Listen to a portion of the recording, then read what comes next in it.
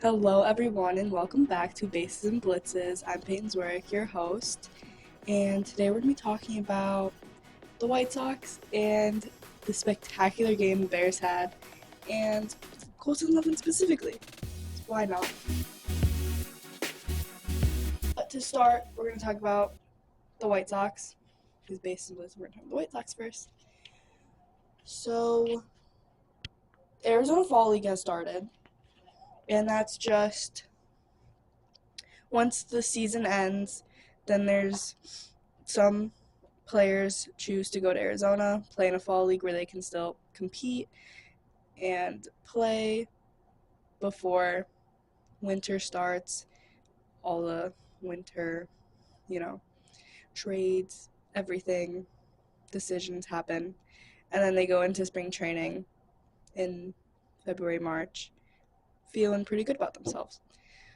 So the first player that I'm going to highlight, probably the only player I'm going to highlight, is Braden Montgomery.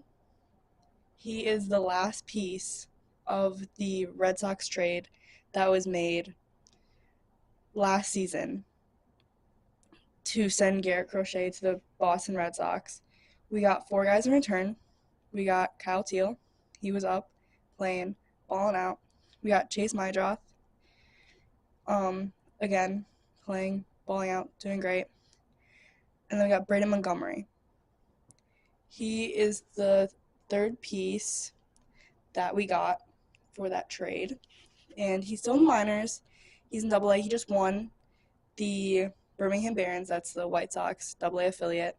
He won for their little Southern League championship, which is great. They won. That's fantastic. That means they're gonna have championship mentality when they come up to play for the White Sox. How great is that? I still don't like that they got rid of Garrett Crochet. I did like him. It just felt very much like the Dylan Cease trade. Which, speaking of which, Dylan Cease is rumored to maybe come back. But that's very unlikely because I don't know. I just feel like he wouldn't want to come back. Of course, I would love if he came back. But they just got rid of Ethan Katz, our pitching coach. Dylan Cease was very close with him. And I just feel like Dylan Cease wouldn't want to come back to an organization, especially because he's older now and didn't have that great of a year with the Padres. So he would kind of just be like a fifth starter for us, which respect we would need, but not necessarily something he would want to do, I don't think. But then again, I would love to have him back. If he wants to come to the White Sox, go right ahead. We would love to have you back. But Montgomery, back to Braden Montgomery, he ended his season with a broken foot. So in his return to fall league, he got on base all four times he was playing. They're all of his at bats. He reached base all four times, going 1 for 1 with a double and 3 walks. Dude knows how to draw his walks. Not saying that was an issue with the White Sox, but they don't necessarily know how to take their walks. That's mainly the years past guys, not this year. They do struggle with that. Like Tim Alco, he kind of just struck out or hit a home run. But Colson Montgomery, that's going to be confusing. There's two Montgomerys that would be on the White Sox. One would play outfield. Braden Montgomery plays outfield. Colson Montgomery plays short. Second? No, he's our shortstop. And that would just get confusing because they'd have to put different. Anyways, they'd have to put different things in their back of their jerseys. But that's besides the point. Braden Montgomery made his return, doing fantastic. The White Sox, as a major league team, have to work on their walks to strikeout ratio because I don't have the numbers, but They do gotta work on that. Also, the second half of the season, because I moved into college, I couldn't watch it. And I'm so upset about that because Colson Montgomery started going off. He started like hitting home runs. He ended the season with 21 home runs, which is fantastic considering he only came up July 4th. He played the Rockies, and that's only memorable because they bring it up a lot, and it's like July 4th, so it's like that's a big, easy day to remember. And he had that fantastic catch playing short on his for Adrian Hauser, which he might also come back. I don't know. There's a lot of pitchers that might come back just for the first half and then get traded at the trade deadline. But I don't know. It's a lot of rebuilding still and making sure our rookies feel comfortable pitching in big moments or just having vets behind them that will support them, which is great. Speaking of vets, Luis Robert just signed a $20 million extension. Not extension. Luis Robert just signed a $20 million option to stay with the White Sox in the 2026 season. So, I don't know how to feel about that exactly right now, considering he is very much injury prone. And everyone was like, oh, he's getting traded back in July when they had the trade deadline. And it just like feels like they should have traded him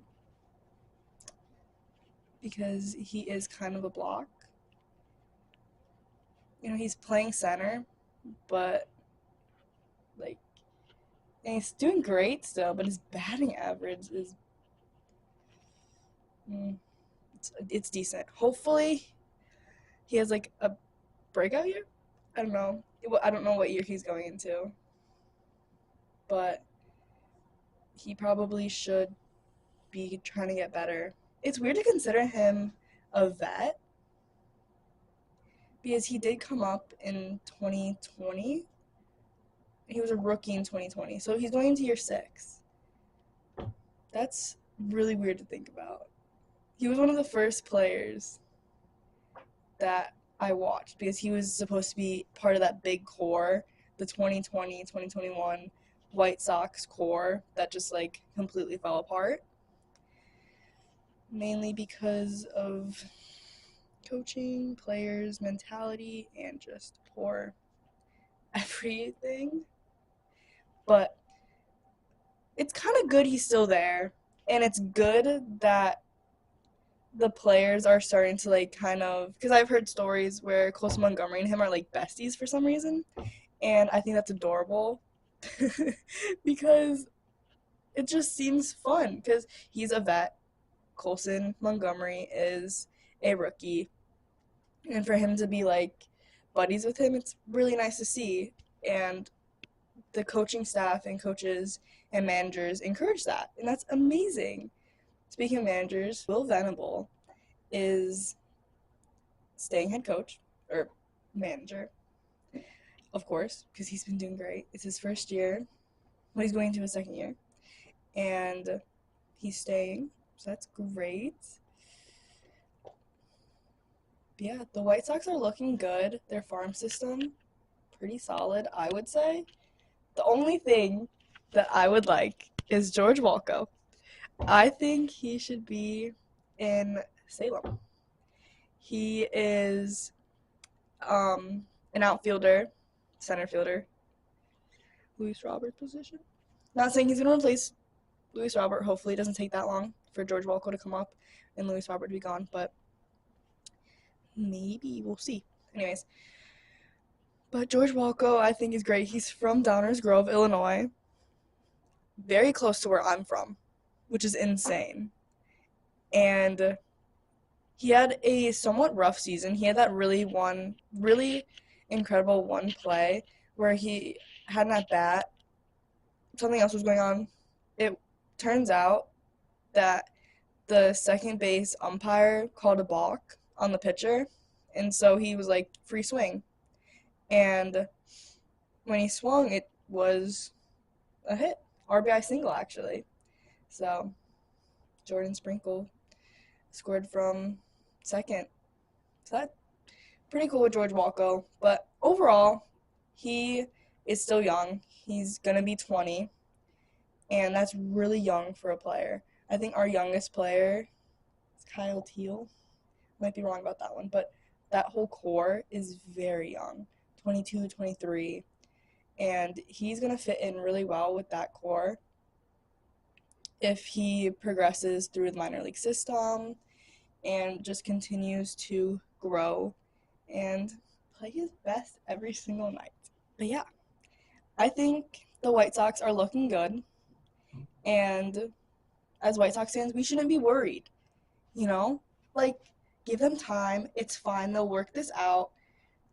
Even though we've been saying that for, the past 5 years, that they're going to work this out. And we thought their last rebuild was good. It's okay. They just rebuilt the rebuild and tweaked it a little bit. I think this is going to be good. This team will be good, and they'll make the playoffs in the next 2-3 years, and we'll see a World Series ring in the next 5-6 years. And that's just wishful thinking, but it's genuine. Like, we'll see. Anyways, moving on, we're going to be talking about the Bears.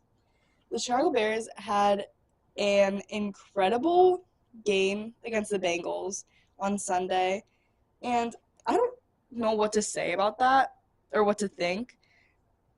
There were 8 lead changes,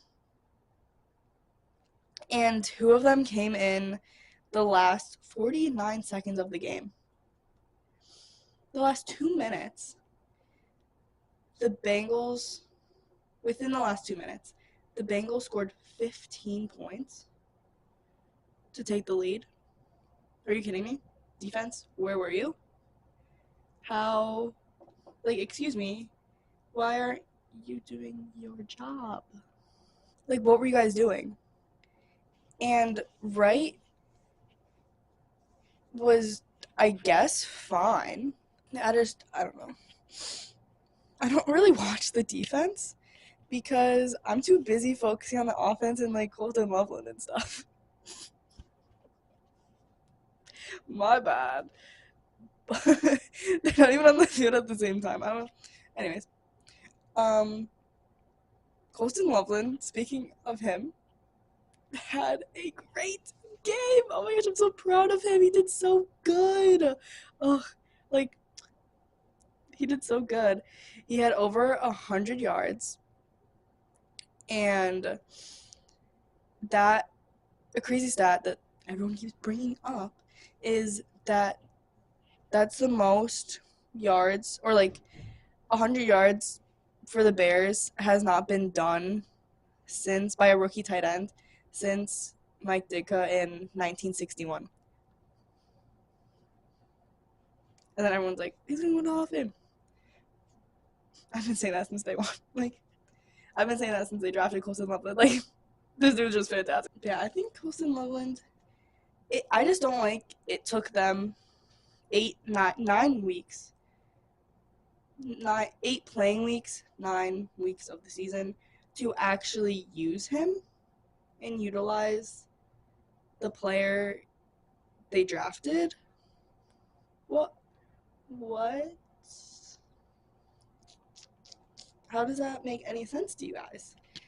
Yes, we do have Cole Kmet, and he's the main tight end or starting tight end, but you also have 2 tight ends.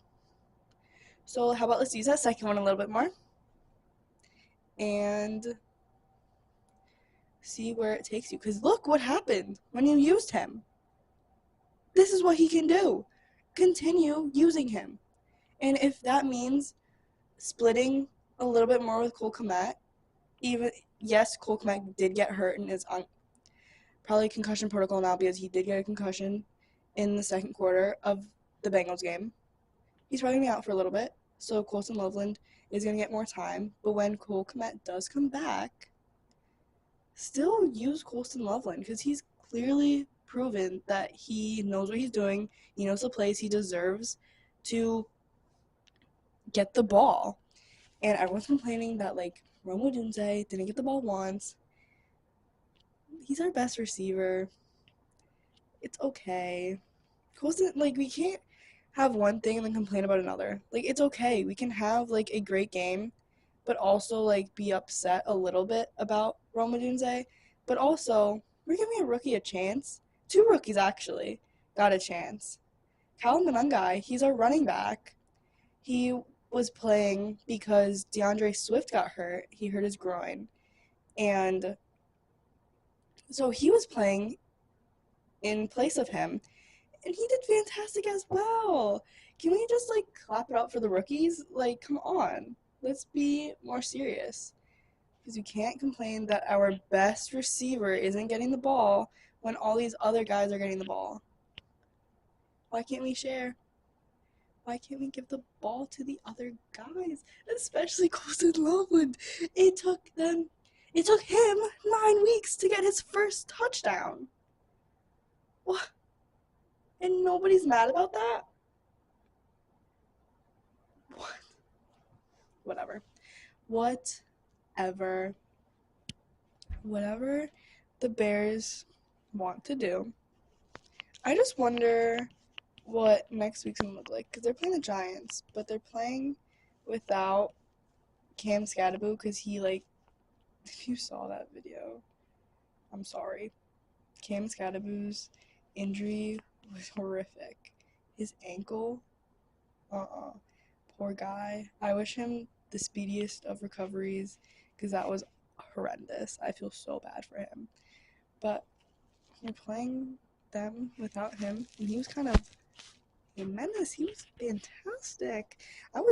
I would say Rookie of the Year if he didn't get hurt, or at least in contention for it, which Jackson Dart, I would say, has been playing fantastic, but he also does not have his number one guy, his running back. That's okay, because we will see, and we don't have to, like, focus on the run game. Which the Bears did not play well against last week, defensive-wise. But offensive-wise, Calvin that guy, once again. I did not like when they used to run the ball, because whenever Swift would run it, he'd get stuffed in the backfield, or he'd gain maybe a yard. And it's like, bud, can we, like, do our job and, like, maybe not, like, get stuffed?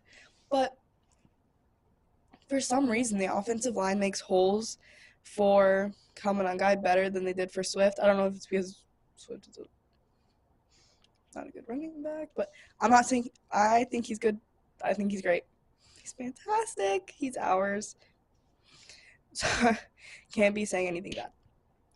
But it is also just, I don't like when they used to run the ball.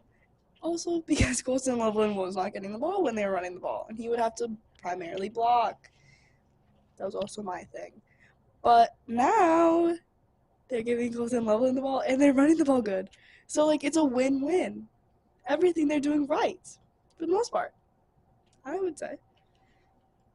I just think they have to implement more of their trick plays. Those are fun to see. Just putting random guys out there and, like, seeing Cole Kmet threw the ball to Caleb Williams at one point. Caleb Williams being a receiver, absolutely hilarious. I don't know why, it just is funny to me. The way he catches the ball just looks silly. That's really, sorry. I'm sorry, though. Oh, it's probably because I'm not used to him catching the ball, but it just looks different when he catches it. Yeah. That Tyson Bagent play, I love and respect Tyson Bagent. He's a Division II player out of Shepherd University. Division II. So, of course, I love that. I play Division II lacrosse. So, a little connection with that. I love to see him succeed in that way. And in the NFL, the highest level you can possibly play in, he's doing great. It just kind of sucks that he's a backup, but I do want to keep him here. I don't want him going anywhere else, because if he went anywhere else, I'd be very sad, because I do like him behind Caleb Williams. At one point, people were saying that, like, Tyson Bagent should be number one. Are you kidding me right now? Like, you gotta be like, no. No. He's just not, no. Because otherwise, he doesn't have the same arm as Caleb Williams. And that's not a dig at Tyson Bagent. It just isn't. They're just different players. That's totally fine. Moving on, let's go to the play of the game. The Colston. I said Colson because Colson Montgomery. That's going to get confusing for White Sox and Bears fans, the slip-ups. But they're never, like, in season at the same time. Kind of August, September.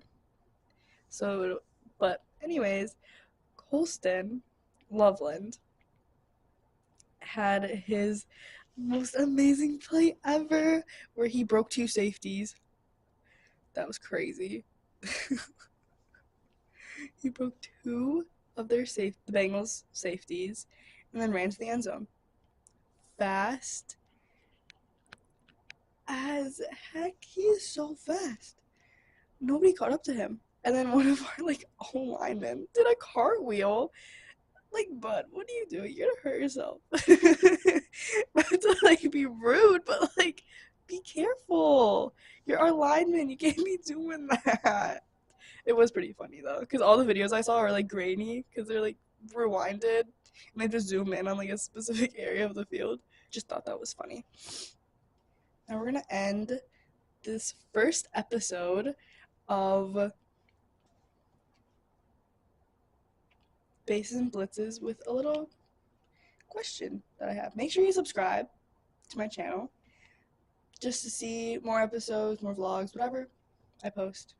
But more for Bases and Blitzes next week. But let's end this with a couple of questions that I have for the White Sox and the Bears. The first question I have is, with the signing of Luis Robert, or the option of giving him $20 million, what is their plan with that? Does that mean they're going to trade him at the trade deadline? Because I know the Reds, Cincinnati, are very much interested in Luis Robert, and they have been. Was that a way of blocking the Reds from getting him as a free agent so then they get something back for him? Or are they going to keep him until his contract expires? Because I think it expires in 2027, so we have 2 more years with him. What was their reasoning behind the $20 million option that they agreed to? And also, who are the free agents they're going to sign? I'm just curious. Are we going to get Dylan Cease back? Are we going to get Adrian Howler back? Are we going to get Eric Fedde back? Are we going to build a bullpen? But I like our bullpen. Mike Vasil, king. Absolutely love him. What are we going to do? How's our outfield look? How are we going to... There's just so many questions I have about certain spots. Our catching is solid. We're good with our catchers. We have enough. First base. What are we doing with that? Are we putting Vargas at first? Who's playing third? Ramos? Because he's not... I wouldn't put him there. Or is Vargas going to play third? Then we have an empty spot at first. Or is that Meade guy that we got at the trade deadline from Tampa going to play first? What is the move here? Aside from that, our middle infield is pretty good. Short, Colson Montgomery. Second, Chase Mydroth. Solid. We're good. Outfield, though. Who is going to play left? Benintendi? Okay, that's fine. Who's playing center? Luis Robert, right? That's what I would assume. But are they going to trade him? Once again, we're going to go back to that. Are we going to trade him at the trade deadline? And then what do you do for center? And then that vacant spot in right. What do we do there? The amount of years we have gone without having a solid right fielder, insane. Like, why are we not doing anything about that? There is a guy in AA that we could bring up to play right, but I don't know if he'd be ready because he is in AA. So we'll have to see how that goes. And how's our starting pitching gonna look? Because Hagen Smith in AA, but he's looking fantastic. Noah Schultz in AAA. He was shut down in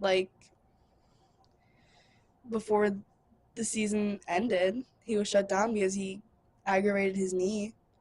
So how are we gonna go about that? Is he gonna have a fantastic spring training? Probably. Is he gonna be assigned to AAA? I don't know. So we'll have to figure that out. And last thing, where's George Walker gonna go? That guy needs to come up. I know he's only 19 years old, 19, 20, but can we start moving him up? Can he start having better games? Can we move him up, please? Because I would love to see him in the next few years, and that would just, I would just love that. The Bears on the other side, what are we doing with their defense? So many guys keep getting hurt. One guy just got hurt, and they signed. Oh, today was the trade deadline, and the Bears did sign a defensive end to help with the pass rushing. So that's good, I'm assuming. That's probably a good thing, right? To be signing guys. I don't know. All I have to say is they need to use their tight end more, specifically Colson Loveland. And once they get Cole Kmet back, we need to use them. But also use your receivers. Have more trick plays, please. Those are so fun. Oh my goodness. I loved watching that. It was so cute. I probably shouldn't say that. It was so fun to watch them have their little trick plays. It was really clever. Actually, I was watching, I was like, whoa. First time I've seen that. Yeah. Pardon this little switch up, but I just have to address the Blackhawks and Bulls. Normally I don't touch on them because I'm not as hockey or basketball knowledgeable, but the Blackhawks, for the first couple weeks of the season, they've been playing really good. Frank Nazar and Connor Bedard are the best duo. I'm pretty sure they're on the same line, and they're doing so good. Frank Nazar from Michigan, once again, just like Colson Loveland, but Frank Nazar is killing it. This is his first somewhat full year. He did play last year on the Blackhawks, but he was kind of up halfway through the season, so I don't know if it counts as his rookie season. The NHL is different with the way they run things, so I'm not completely aware. They do have him up now, and this is his first full year, so he's going to play so well. He's going to continue to play really good, and I'm just really happy for him. Another guy who's going to have his first full year is Oliver Moore from Minnesota.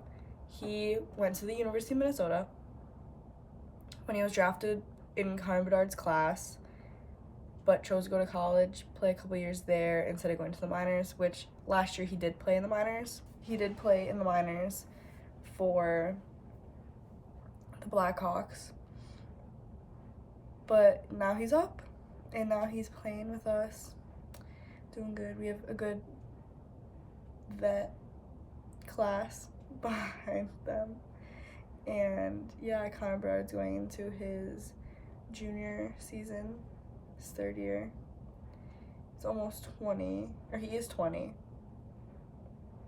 So that's good. I'm not very hockey based, that's why I don't really talk about that. But when I see they're playing good, I'm going to say they're playing good. Winning games means playing good to me. So hopefully that means playing good for a lot of people. But based on the Bears win, that was not playing good, but they won. So they played good. Whatever that means. We'll see. We'll see how next week goes with the Giants. But speaking of basketball, as of now, the Bulls are 5-0. Undefeated? Are the Bulls back? I haven't watched a single game, to be completely honest. But it seems as though the Bulls are playing well. Go figures. They're the Chicago Bulls. They're gonna play well. That Giddy player. I'm so out of touch with basketball. I am so sorry. But he's playing good. Oh my goodness, I do not know basketball at all. I just see that they're 5-0 and I have to address that. Aside from that, those are two sports that I do not know much about. If I did, I would be speaking like I do with baseball or football. But I'm very surface level right now. That is the end of Bases and Blitzes. Make sure you like and subscribe. Subscribe so you can see more content that I post and so that you can stay updated with the channel. If you are listening on Spotify, thank you for listening on Spotify. And if you are listening and watching on YouTube, make sure you subscribe. But also on Spotify, subscribe so you continue listening to me. Thank you so much for listening. And this is Peyton's Work with Bases and Blitzes.